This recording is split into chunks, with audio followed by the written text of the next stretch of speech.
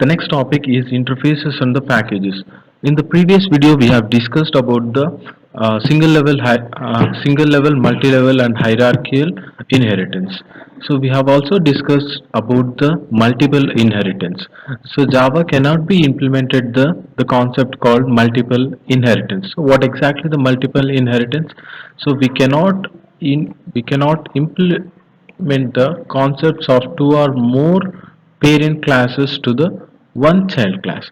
So we cannot get the properties of one or more parent classes to the child classes. So those type of properties or those type of inheritance will called as a multiple inheritance. So to avoid those multiple inheritance, we have the concept called interfaces.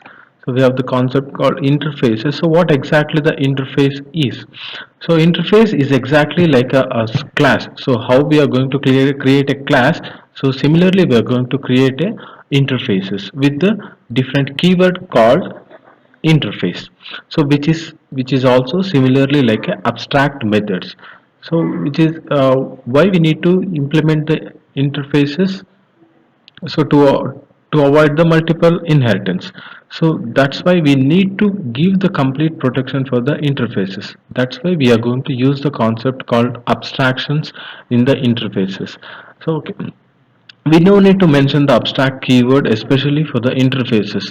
So whenever you are going to create an interface, that indicates it is an abstract. So what exactly the abstract methods? We have previously discussed about what exactly the abstract methods in the previous videos.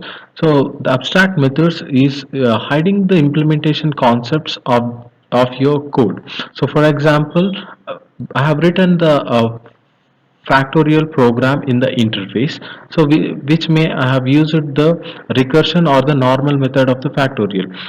So when I give the interface for the users, the user need not to be get what type of implementation have done. So user have only knowledge about the giving the input of any input like 5 and getting an output of 5 factorial, that is 120. So this is a concept of hiding the implementation concept from the user. So that's why use the concept of abstraction. So that is a major concept behind the interfaces. So whenever you create the interfaces, it indicates that is an abstraction. So what exactly we can fill inside the interfaces?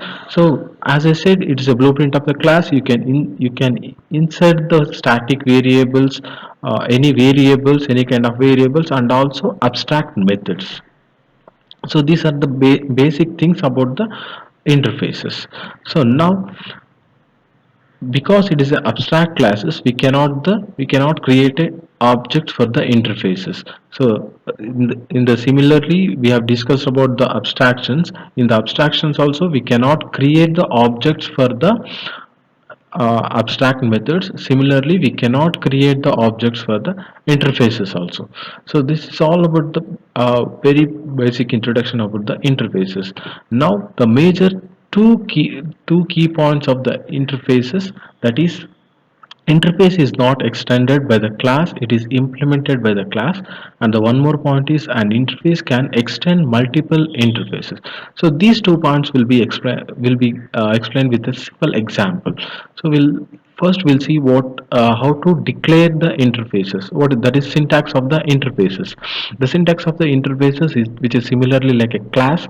So now instead of class, we use the keyword called interface and the access specifiers like a public or a private. So inside the interfaces, we can have the final static fields or abstract methods. So this is the basic syntax of the interfaces. Now coming to the compiling process of the interface. So whenever you compile the complete interface, so this will be converted to a the basic integer variables or any kind of variables will be converted to public static final int, and all your functions or methods will be converted to abstract methods. Okay, so all your interface variable will be converted to final variables, and all your methods will be converted to abstract methods. So this will add more security for the interfaces. Okay, so this is how the interfaces will be interacted at the time of compilers. So this is a basic example of the interface. So interface item constants. So here I have declared one variable of integer and one more variable of string and one more method which return types void. So now, so which I was telling about the two key points of the interfaces.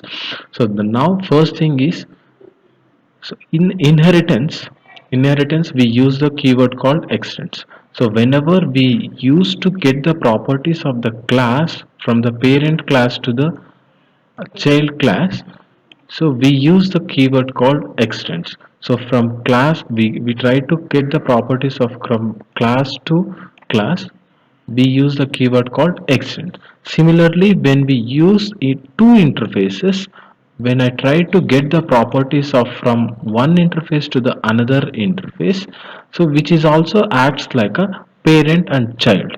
So this is also acts like a inheritance. So again we use the keyword called extends. So now here comes the major point, that is interface and the classes. So how to interact between the interfaces and the classes happens.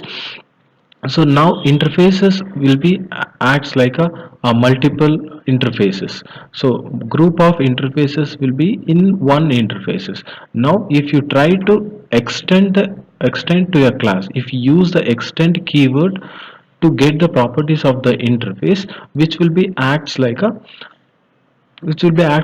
multiple inheritance. For example, a group of interfaces. So these are the interfaces. So we can get all the interfaces and make the interfaces as a one. So these interfaces will be acts as a multiple inheritance.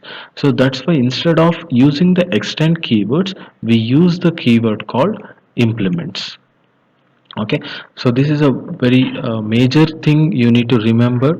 So whenever you need to get the class properties to a class, you need to use the extend keyword.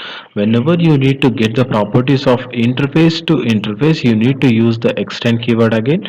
Whenever you are going to get the properties of the interface to a class, you need to use the implements. If you use the extends, then the complete program will be a complete program doesn't work. So we'll see a simple example of implementing an interface to a class.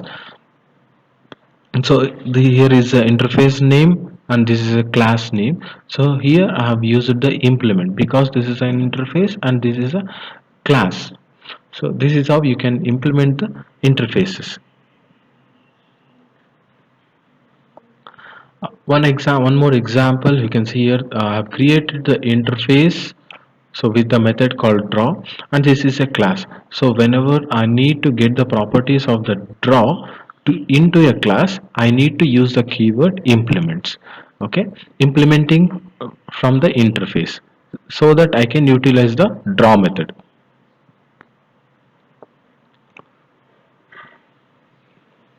Again, this is one more example of implementing interfaces.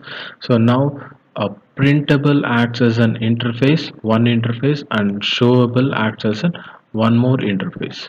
So this p and showable, these two interfaces, we have having the two interfaces now. Now one class, the class a7, need to get the properties of both interfaces. So that is printable as well as the showable. So this is interface, so these are the interfaces, and this is a class. So to get the properties of interface to class, you need to use the keyword called implements. Again, from the showable to class, again you need to use the keyword called implements. So that generally, we write the two or more interfaces incorporate into one sentence, that is class A7 implements printable and showable. So now the two properties, two or more interface properties can be get into the one class. Now the multiple inheritance problem will be solved if we use the inheritance, sorry, interfaces concept.